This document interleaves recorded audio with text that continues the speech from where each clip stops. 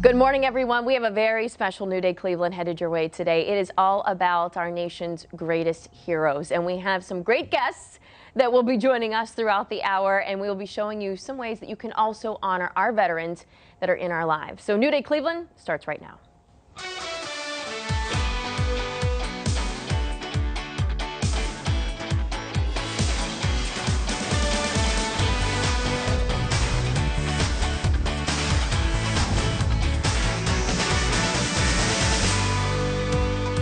Good morning, everyone. We decided, well, our veterans deserve so much attention, so many thanks, that it's not just about Veterans Day. Yesterday, we are going to continue this discussion today. We are honored to welcome into our studio Travis Mills, retired United States Army Staff Sergeant. Travis Mills, to be specific, from the 82nd Airborne. Not only are you what we call a recalibrated warrior, what you would call a recalibrated warrior, also a motivational speaker. I did not know he's an actor. Yes. You are an author, and of course we know an amazing advocate for veterans and amputees. Travis, so good to see you again. It's been, I think, 2 years now since you were on the show last. And it's funny because I still have no arms and legs, but now my stomach got bigger, my hair's falling out. We have this whole problem we got to go over today. Listen, I'm just kidding. Hey, you winners, thanks for having me. I'm fired up to be here.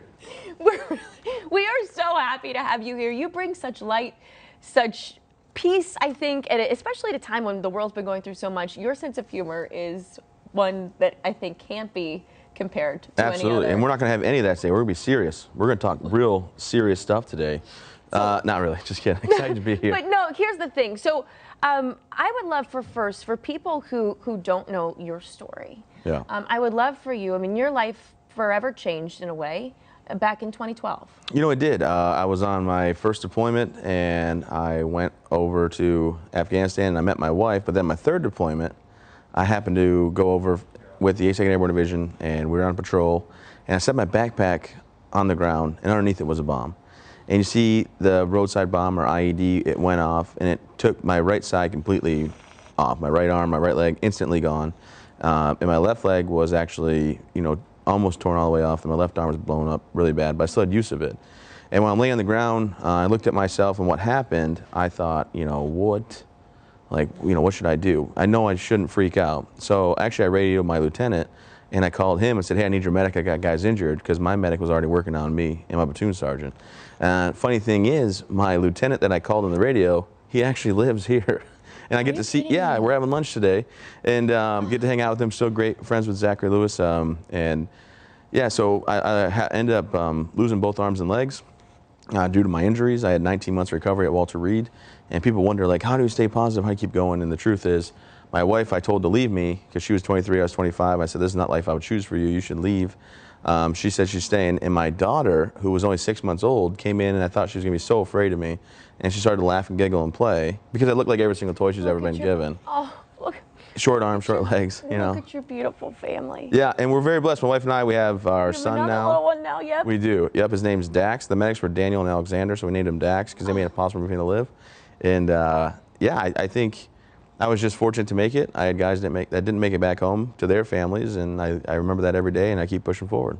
And that is why I apologize. I know I get emotional anytime I talk to a veteran, and especially when you hear their stories, because there's no way we can ever thank you.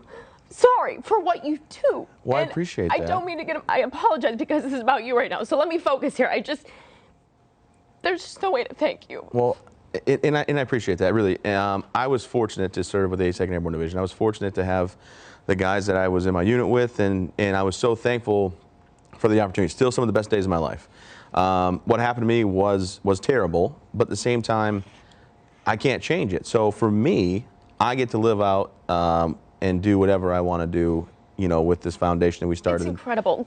Let's talk about this amazing, amazing foundation that, you're helping so many veterans all over this country. Well, we've been very fortunate. So we have the Travis Mills Foundation that we started with my wife and I with a $5,000 donation for care packages. And then it, just kind of grew over the years. Now we have this retreat. We bring out combat and service-connected injured veterans due to physical injury, and we show them how to do things adaptively.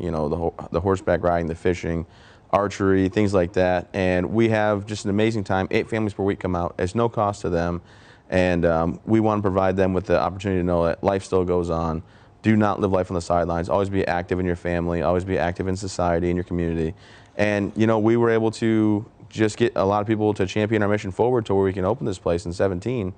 And, you know, now we have like Dave Mortosh, who is a Cleveland, just awesome, superior power in Cleveland here with all the stuff he does for Coats for Kids, the police officers, as well as the Travis Mills Foundation.